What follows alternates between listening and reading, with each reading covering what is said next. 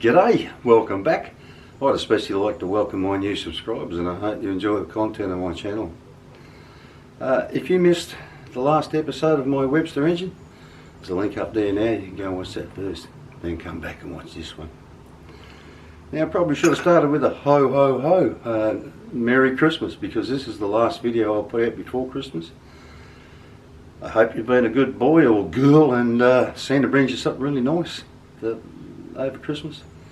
But anyway, I haven't got much to say here now. So once again, Merry Christmas and Happy New Year. So let's head over to the bench over there and see what I'm going to get up to in this episode. Alrighty, so I actually skipped over this bit because it should have been made around the same time as the flywheel, along with a couple other little bits and pieces here. So we'll do this, but I'm not going to make it like this. I saw a different way of doing it, and I think I'll do it that way, so it has like a counterbalance weight on it. And the next thing after the piston was the conrod, and we've already done that. So after that comes the exhaust valve lever and the cam to drive that with. So we'll get on with those things. I can't find any spring steel to make this thing out of. But I did get, hang on half a sec, I found this spring down in the drawer that they keep all the springs in down at the bolt shop. So I'm kind of hoping I might be able to get away with using that somehow. I don't know whether it's too strong or whatever, we'll work it out. I'm hoping this will do the job for me. So that will hopefully replace that. But anyway, that's what I'm going to try and get done in the next week. Alrighty, so we get in and make this thing.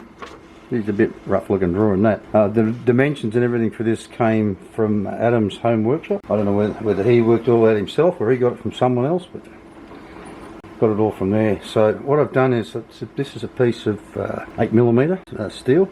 I've fly cut it in the mill, about one side of it, because I don't want to have to machine both sides. There's a little image of how I set it up, and then I've chopped corners off a bit, and the bandsaw broke a bloody blade doing it. But anyway, we'll turn this thing round to start with, and then face it down to thickness. I fly cut the back of it because I didn't really want to have to turn it around once I put it in the chuck to finish it off. So let's do this.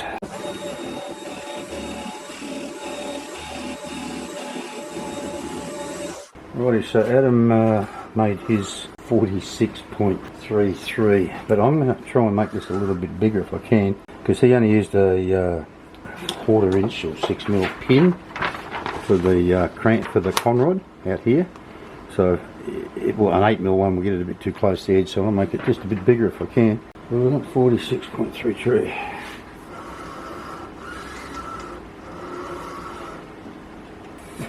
We might not be able to. It's 47.8 there now, so just depends. Maybe I chopped a bit too much off these corners. So I was just thinking, I don't need to make this perfectly round because the bloody mill away the sides off it. So as long as I can get a nice round bit at the back and a round bit at the front, either side, and 3 good bits so I can clamp in the chuck, we should be okay. 47.4 there.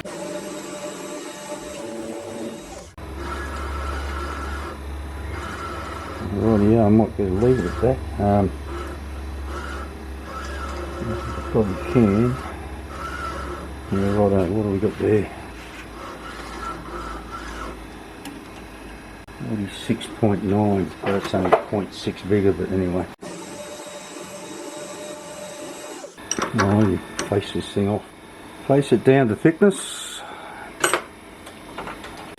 Good to go.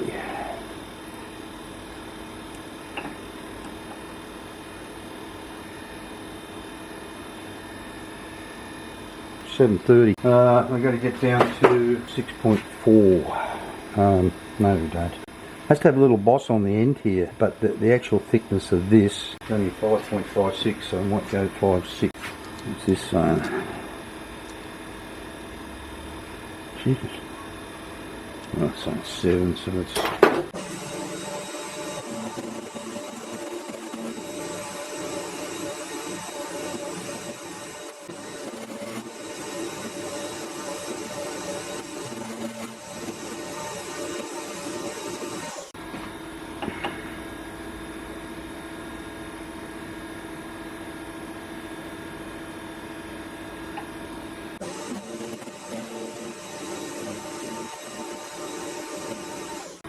Alrighty, chamfer this front edge.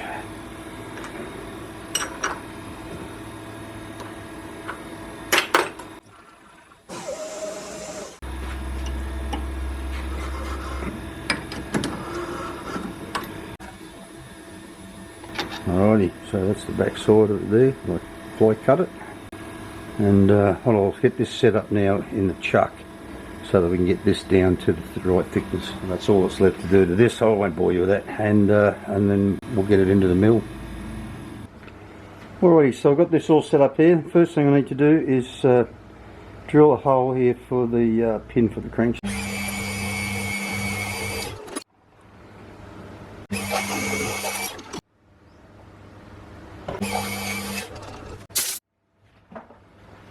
Righty, so once again I didn't use a reamer, I've just used a 7.5mm drill and then a 5/16 drill, and that should be a nice press fit into there, which it will be.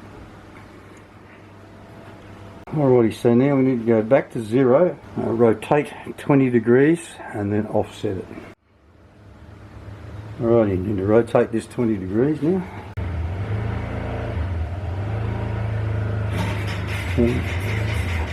Here's my bloody wife coming home now.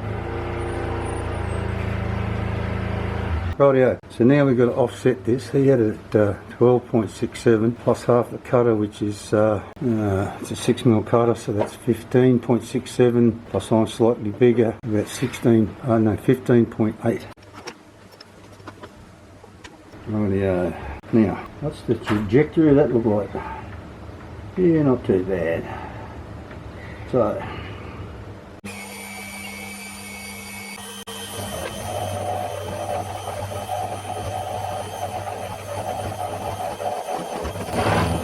oh, you dirty bitch!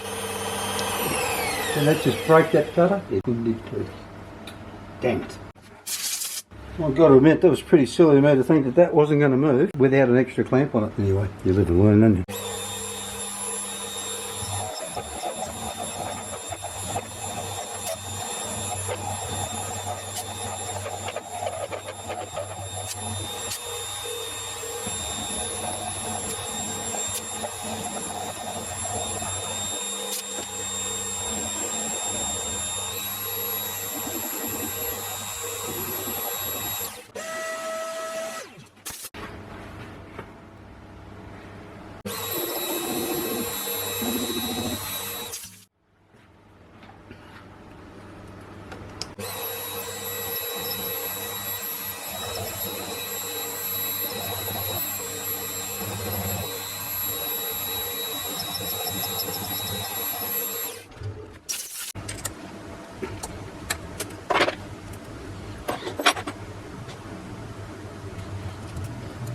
Righty, so that's that. I was hoping to get rid of this little, oh I did just about, just there on the corner. Well, if I file it a bit, I might get rid of it where it dug in and broke the bloody end mill. I think I might have gone in a bit deep there too, but anyway. That's that bit done. So I'll just clean it up a bit, deburr it, cut a bit of pin and press into it, and that'll be that bit. Alrighty, so while I've still got that rotary table fitted up to the mill, there is something else I need to make, and that is the exhaust cam. And once again, this has come courtesy of Alan's, not Adam's, Alan's home workshop, with all the angles. He's worked all this out in CAD, drew it up on there. But that is supposed to push over a piece on here. Now, my new vernier will be here today, I hope. Stop using this piece of garbage. Now this thing is 10mm thick. My issue is that nowhere in these plans does it tell you how thick this gear is supposed to be. And that little cam is, from what I can gather, only 4.75mm thick. Now, I might actually be able to machine this down, I think, so because it's 10mm. Turn 4.75mm off the side of it, and or even make it 5mm maybe, just to make life easy. But anyway, machine it down and then push it over the way this thing says to do it. The alternative is to bore the guts out of this, and at the moment that's 6mm, bore it out and then make a cam with a lug on the end of it, like this part here, and push it into the gear. But anyway, like I said, these gears are not that bloody flash. They're pretty horrible, really. So I'll pick the worst side. Looks like this side's the worst side, and just thin it out. It's a 1M 48 tooth gear, but I'll give these a quick run over the wire buff on the bench grinder and try and sort of sort them out a bit. Now this one here, I'm going to have to modify that as well, because it's supposed to look like this. Although, no, I might be able to do that with this too. Yeah, 9.9, I get that. Just basically machine it into half and leave the bit on there that has to press into here, and then drill it out to 8mm, so it'll fit on this shaft, fit over that shaft. Now the other thing I didn't do was, and it was because of what I saw in Alan's video. He used metric gears as well, but he made his own because he's got a lot more gear than I got. He drilled the hole in here for the shaft for this gear to sit on, and it turned out it was in the wrong place. Jesus, that might be too. It might have to sit way up there. I won't know until I'll do this one first so I can see just where this sits. But once I've got all that sorted out, then I'll be able to set this up and drill that hole there, because underneath, oh no, it doesn't sit under there, it sits out a bit actually, so it doesn't really matter as long as it clears the bottom here. But anyway, that's what I got to do. I might have to modify this yet too, because I was kind of looking at there before and just lining that conrod up in the centre. That's that looks like it's too thick to fit in there, so I don't know what's happening there. I must have got a measurement wrong somewhere, but I might have to thin this out a bit too. Anyway, and these bushes, I just push them in until they're flush with the inside. I think I've pushed that one back in that way. This one I might just push it back in this way a little bit, so it's got a bit sticking out on the side. But anyway, it's a bit early in the morning. It is Sunday. I am actually very tempted to just wait until that vernier gets here and not do anything today and have a day off. So we'll see how bored I get.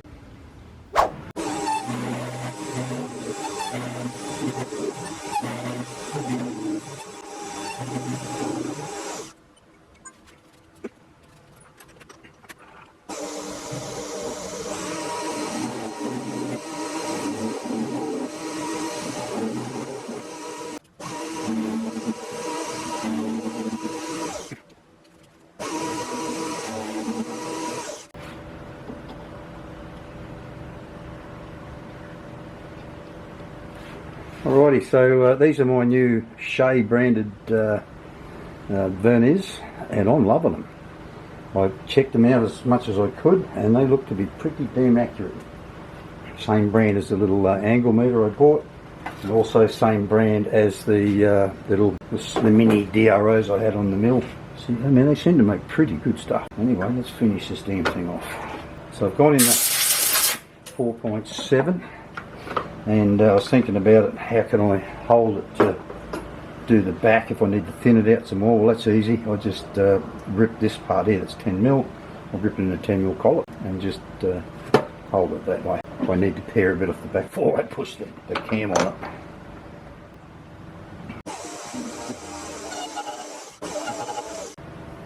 Alright, put a nice little burr on there, but hopefully the wire buff will take that off for me. Alrighty, so that's that bit done. Alrighty, so while you were looking, I turned this one down. I maybe overshot it by 100 or 2 maybe. It's not as tight as it's going to be, so I've given it the centre pop treatment. I also gave it a hit on the wire wheel on the grinder, bench grinder, and it took all the burrs off for me. So I'll get a bit of Visbella on this and see how we go. Pushing it in, and how all this is going to go, because it doesn't sit down into the vise very far. I suppose if I come out to the end here, it might be better though. Yeah. That'd be better. Oh shit. Keeping everything in there's going to be a problem. That'll sit. No, stay there, damn it. There we go. That's better.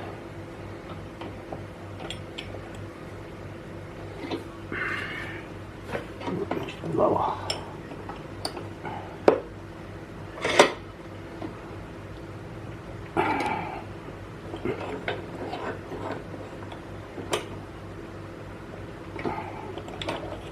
Alrighty, so that pushed up nicely in there. Get a bit of shit on here, I'll get that off. I didn't drill that out yet. I thought I'll set it up and come at it from this side so that you know, it will hopefully stay all lined up when I go through there.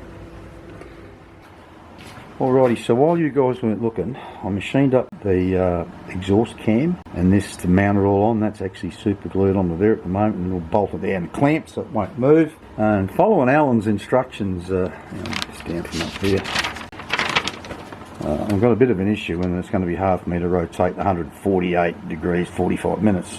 So, but anyway, I'll try not to stuff this up. Anyway, let's go, Joe.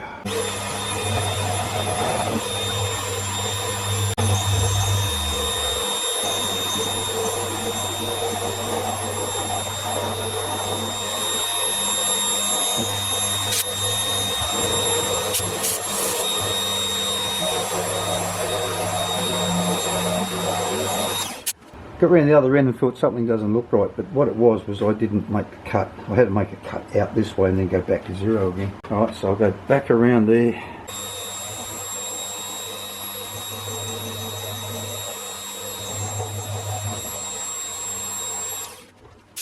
Well, that's just not right. So I've got to figure out, what am I doing wrong here? I'm going to turn the camera off and go and have a think about this. Alrighty, after some thought and a lot of mucking around, I think I've got this pretty much right. Now, I kept staring at this going, you know, I ended up with something that was out here instead of in there. And I kept thinking, this guy can't have been rotated enough. So I just started going a bit more, another 10 degrees, another 10 degrees, another 10 degrees. And eventually, guess what? I ended up at, instead of 148 degrees, 248 degrees. So that's where the problem was. It's incredibly hard to measure across this flat here, but it's supposed to be 6.44 millimetres. And I reckon I'd, probably there or thereabouts.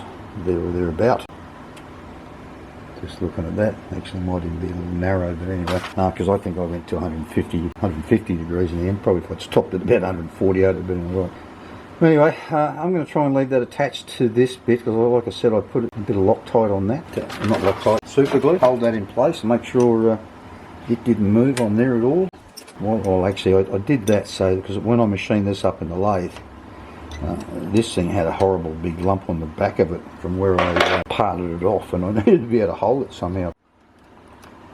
Actually, before I take that right off there, I'll go through this. I'll quickly explain this. This is how you go about this. Alright, so you zero it up on the centre.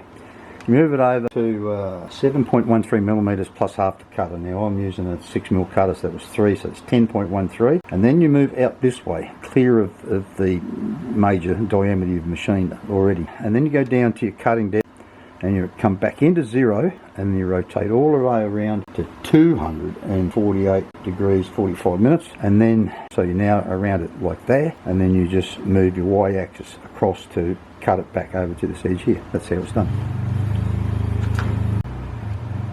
So that's what we've ended up with. It's a bit rough looking, so I'll sand it all up, get it looking better. But I think it'll do the job, hopefully, if I can get it off here. At this point in the video, I'd like to thank my patrons. This continued support is greatly appreciated. If you'd like to become a patron, there's a link down in the description. You can sign up there and drop me a couple of dollars every month. If you don't want to be a regular contributor, there's always buy me a coffee. Now, let's get back to the build. Alrighty, so that cam came off there easily enough. I said I was going to leave it on there while I cleaned it up, but I decided last night I was lying in bed trying to get to sleep. And on that subject, this medication this urologist put me on, it's bloody killed me. It's got a list of side effects about half a mile long, and I reckon I've got 3 or 4, even 5 of the damn things. It's just unbelievable. It's getting hard to get motivated to do anything at the moment. Lowers your blood pressure and makes you feel all woozy, and it's just bloody awful. Anyway, I machined this bit of aluminium up so I could bolt it to the end and clean it up, so it's cleaned up fairly well. There's a little flat mark there. Polish it up a bit more before I take it off there. Anyway, I'll get it off there and press it onto this. Now, I think I made a slight boo-boo in fitting this up onto there. And while I got that in there, this will be alright. I'll have to push this bush back in and that will fit in there okay, the way it is. So everything's honky-dory with that bit. Yeah, I should have left that off until I figured out where the hell I've got to drill a hole in here to mount, for this to mount on. Well, I don't know, I'm going to do it now, I'll have to work it out. But anyway, like I said, it's getting harder to get motivated at the moment. Anyway, so I'll finish, just get rid of that little mark off the back of there. Oh, I can't even see it now, where'd it go? Anyway, so I'll Loctite that on there, and once that's all set up, I'll try and figure out where the hell I've got to drill a hole in here to mount it with. Alrighty, I've hit a monumental snag. I should have been paying more attention as to what other people were using with metric gears. These, what did I say, these were 1Ms. Alan used 0.8 Ms. And he went 50 and 25 tooth instead of 48 and 24, because that gets them roughly the same size. Oh, very little difference in them. But anyway, these are 1Ms, and the centre to centre difference is wrong. Now that oh, you can see that or not, that point there is where the hole should have been drilled, if I drilled it according to the plans. That's this one here. Now that gear there will not fit over that point there. It's way too, it's well, you've probably got no hope of seeing that, but you know, it's good. That's a 6mm hole in there. It's got to be at least 4mm too high. Now the way I see it, I've probably got one option, and that is to mill a slot down into here so that this gear can fit down into it. Actually goes that way, fit down into it. But what that will do is change the height of everything, because the centre distance between these two gears is wrong, and it'll change the length of the arm, it'll just change all sorts of things. So I think I'm just going to have to bite the bullet and go and order 2 more gears and get something that'll fit on there properly. Anyway, so I'm going to wrap this up. I hope you've enjoyed watching me stuff things up this video, because that's all it seems to have done. And the way I feel at the moment, I just almost don't feel like doing anything. So thanks for watching. I hope you did enjoy it, and if you did, make sure you smash that like button, give it a great big thumbs up. Alrighty, so that's me for this week, and I hope you enjoy your break over the Christmas, New Year, and I'll be back, well, when I'm back after the break with the next part of this video, or the next part of this build anyway. So once again, thanks for watching, and I'll see you all next time. Bye bye.